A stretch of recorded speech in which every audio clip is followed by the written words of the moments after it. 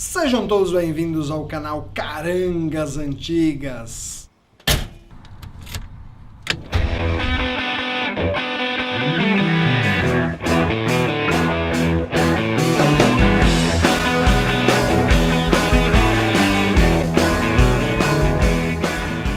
E na nossa série Carangas Antigas Clássica desta semana, vamos contar um pouco da história do famoso Shelby Cobra.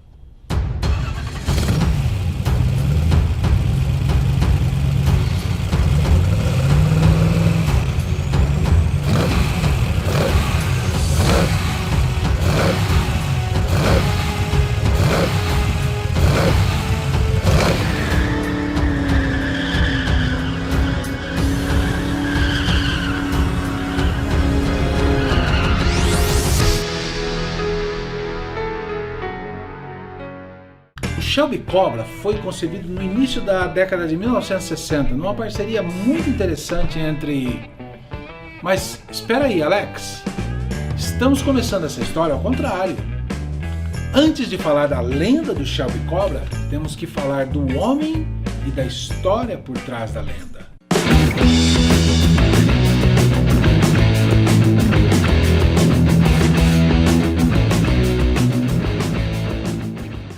Carroll Shelby nasceu em 11 de janeiro de 1923, no século passado, em Leesburg, no estado do Texas. Ele deixou esse mundo no dia 10 de maio de 2012, aos 89 anos de idade. Aos 7 anos, o Carroll sofreu um problema em uma válvula do coração. Passou a vida inteira, gente, convivendo com essa delicada condição de saúde. Foi difícil. A educação de Shelby como piloto começou nas Forças Armadas, no Centro de Formação de Cadetes de San Antonio, no Texas.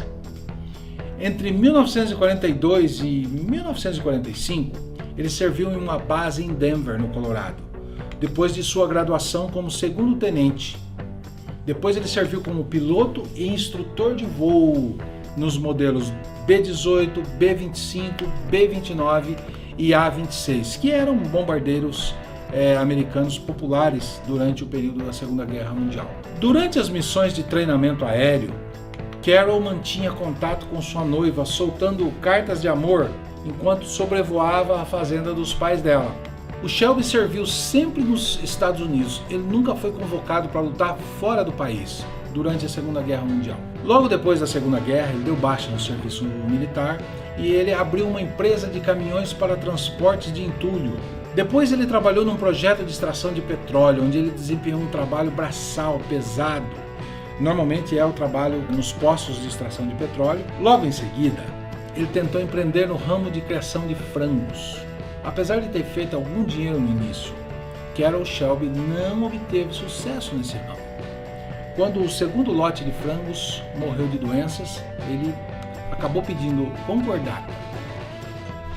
Em 1952, Carroll Shelby inicia sua carreira de piloto amador, dirigindo numa pista de 400 metros, numa prova de arrancada, um V8 Hot Rod da Ford.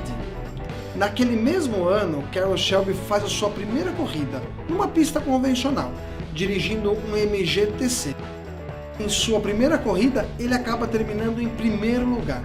Essa corrida acabou dando a ele a possibilidade de correr numa segunda, afinal de contas essa corrida era só uma classificatória e ele se classificou em primeiro lugar. E na segunda corrida, contra realmente pilotos mais fortes, carros mais fortes, ele acabou chegando em primeiro lugar. Foi a primeira vez que ele entra nesse tipo de pista, dirigindo esse tipo de carro, e como ele se mostrou um excelente piloto, acabou terminando em primeiro lugar. Em algumas entrevistas, o Carroll conta que esse carro mudou a vida dele.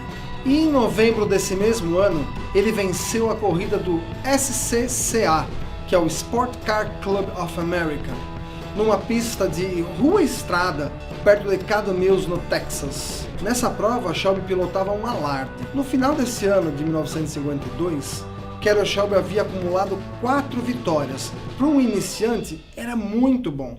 E aconteceu uma coisa muito curiosa dessas 4 vitórias. Ele acabou levando para casa só os troféus. Ele não levou os prêmios em dinheiro. Nós fizemos muitas pesquisas para tentar entender o porquê disso, mas não achamos nada, somente ele contando que ele só quis levar os troféus para casa. Em 1953, ele ganhou mais 8 corridas, acumulando 12 vitórias em apenas 2 anos. Nada mal para um iniciante e praticamente desconhecido piloto na época. Em 1954, ele participou dos 1000 km de Buenos Aires. Nessa corrida, o Shelby pilotava um Allard J2XC. O Allard era um carro britânico que foi construído sobre um chassi da Cadillac. Foi nesse mesmo evento que Shelby conheceu o chefe de equipe da Aston Martin, John Weir, que o contratou para dirigir o DBR3 da Aston nas 12 horas de Sebring, na Flórida. Como ele era um piloto americano, a Aston Martin falou: é um excelente piloto, não é que está em ascensão, para contratarmos para essa corrida. E o que aconteceu nessa corrida?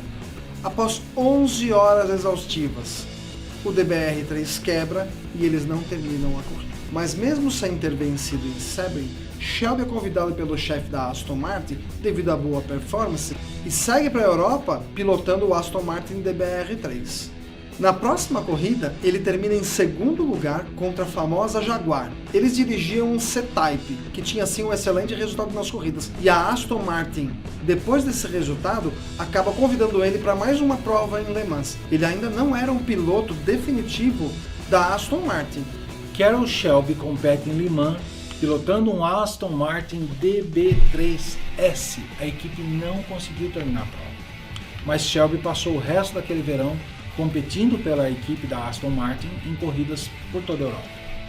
Após a temporada, Shelby retornaria para os Estados Unidos, onde continuaria competindo em corrida de carros esportes. Durante meados de 1950 até o final daquela década, o Carroll Shelby dirigiu uma variedade de carros esportivos, incluindo a Ferrari 857S, do rico esportista John Eddy. Shelby também demonstrou um considerável talento ao volante em diversos outros carros esportivos, líderes da época, muito rápidos, incluindo Maserati, Jaguar, Aston Martin, dentre outros. Ele venceu corridas em Riverside, na Califórnia, Silverstone, na Inglaterra. Shelby participa do Carreira Pan-Americana no México, em um carro Austin Healey. Cerca de 160 km após o início daquela corrida, o carro de Shelby capota 4 vezes. O piloto sofreu vários cortes, ossos quebrados e uma séria fratura no cotovelo. Alguns nativos americanos o encontraram e lhe ofereceram bebidas alcoólicas, que era para aliviar a dor enquanto aguardavam as equipes de socorro. Parece que o remédio deu certo. Em março de 55, ainda ferido, Carroll Shelby corre com um molde de fibra de vidro feito no seu braço, e ele prende o seu braço no volante com fita adesiva. E Shelby se une a Phil Hill e a dupla chega em segundo lugar nas 12 horas de Sebring, pilotando uma Ferrari 750 Monza Spider com motorzão 3.0. Bom, logo no ano seguinte, a revista Sport Illustrated, que é uma revista muito conhecida nos Estados Unidos, nomeia o Carroll Shelby como piloto de carro esportivo do ano. A carreira decolou numa velocidade incrível.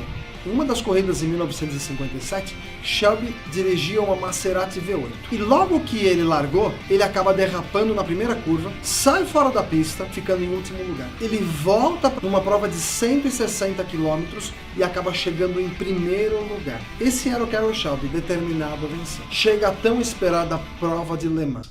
O campeonato mundial ele tinha 6 provas. Le Mans é a prova mais tradicional do automobilismo naquela época. Vamos entender o que era correr naquela época. Os pilotos não usavam praticamente capacete.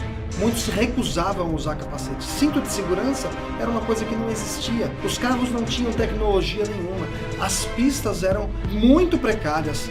Trechos bons, mas trechos que se misturava asfalto com terra, asfalto com areia. Então as condições assim eram cruéis para uma corrida dessa de 24 horas. Lembrando que os carros tinham uma baixa iluminação, os faróis daquela época não eram precários, então eles eram verdadeiros heróis em correr 24 horas, alternando 2 pilotos, enquanto um descansa, o outro corre. Carroll Shelby e o piloto Roy Salvadori iniciam a corrida.